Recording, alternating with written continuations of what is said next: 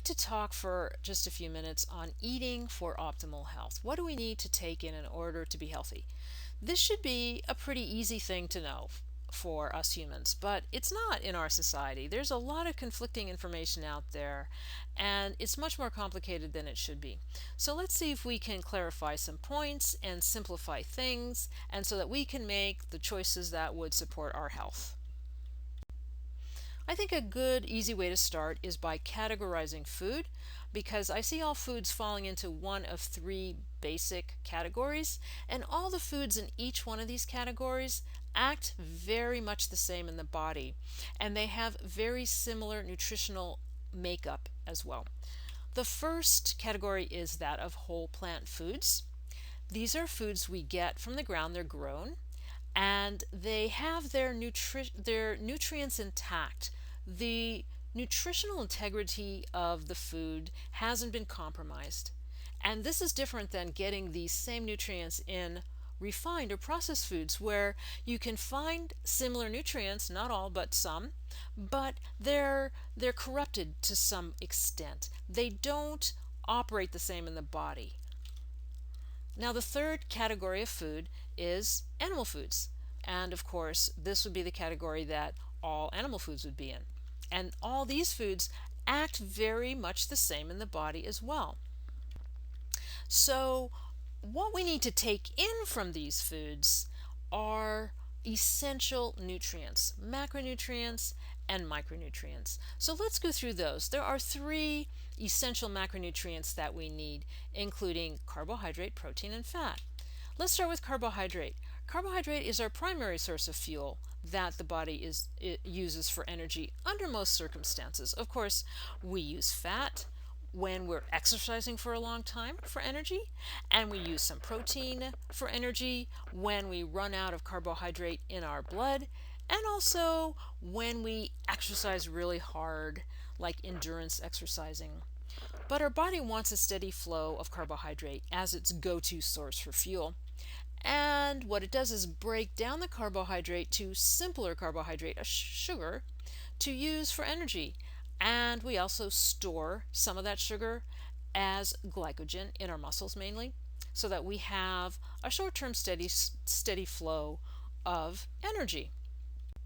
Now the confusion comes in when we clump carbohydrate into one box, when really there is a distinct difference between refined and complex carbohydrate.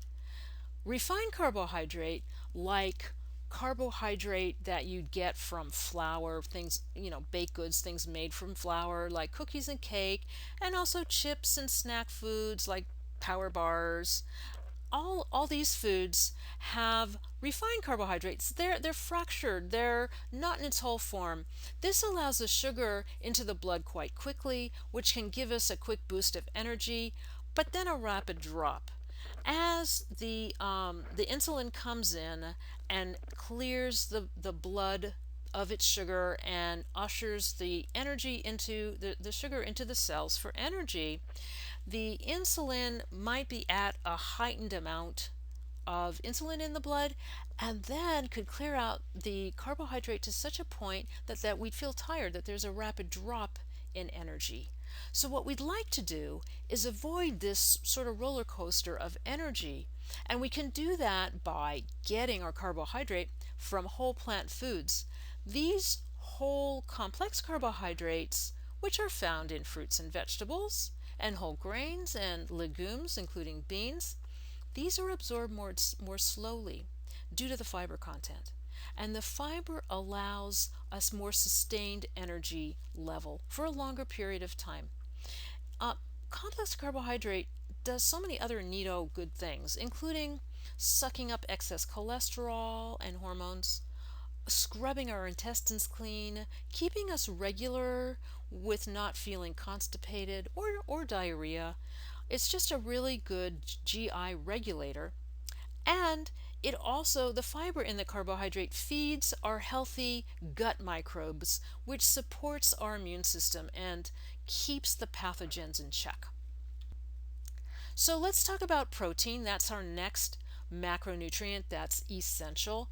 We need it to build stuff like cells and tissue. And hormones, enzymes, and neurotransmitters, these are things we're building all the time. We need protein for growth. And here's the kicker we're not thinking about enough in our society, and that is that there's a limit to the amount of protein that we can absorb at one time and that we can use. And excess protein is hard on our body. We still need to break down that protein. We need to do something with it. So it's either used up as energy or stored it as fat. And we need to clear out the waste, the excess metabolites that aren't needed, and the organs that do that are the kidneys. And breaking down animal food and getting rid of the waste is a big job. And our livers are not designed for large amounts of protein to do this, these big jobs. Our body is really actually designed for a moderate amount of protein, not very much. So, how much do we need? Well, the RDA, the recommendations for protein, hasn't changed much in decades. It's still zero point 0.8 grams per kilogram of body weight. So, that averages out to maybe 50 to 60 grams for an average male. But we take in much more than that, most of us in our society. Many of us take in double that or more, and that is a lot of protein. It's just more than our livers can handle. So, having gone through protein, let's talk about our final essential macronutrient, and that's fat. We need fat. We need it as our energy storage plant. We also need it to absorb fat soluble vitamins, to protect our body's organs, to keep our cell membranes intact, and to regulate our body temperature. We're really good at storing a fat. That's sort of its number one purpose. And we're just so good at it that we tend to store too much. So, how do we avoid that? Where do we get our fat so that we're not storing too much? Well, we get it in whole plant food, along with fiber and other stuff that gives us just the right amount. We get the right amount of the two essential fatty acids, omega 6 and omega 3, without getting a concentrated amount. Because concentrated fat is found in extracted fats like oils and butter and lard and margarine.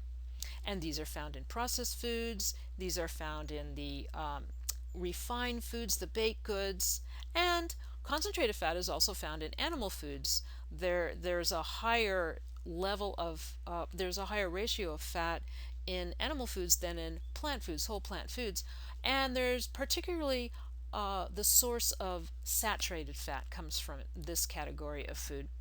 So the fiber, on the other hand, in plants regulates the absorption of fat. There's no fiber in animal foods to do that. So, if we go back to our food categories, we can see that in whole plant foods, we have all of our macronutrients. And the beauty of having the nutrients here is that the micronutrients come along with the macronutrients, the vitamins and the minerals, and all the other antioxidants and nutrients that support health in a package. Refined and processed foods, on the other hand, have these macronutrients. They're missing some micronutrients, and they're not in the form that the body recognizes and uses efficiently. Animal foods have a lot of two of our macronutrients, protein and fat, almost no carbohydrate. There's some in dairy, but no fiber as well. So there's no fiber to fill us up, which mitigates the absorption, how much we get of these nutrients. So, in closing, base our diet around whole plant foods, and this will allow our body to find its highest state of health.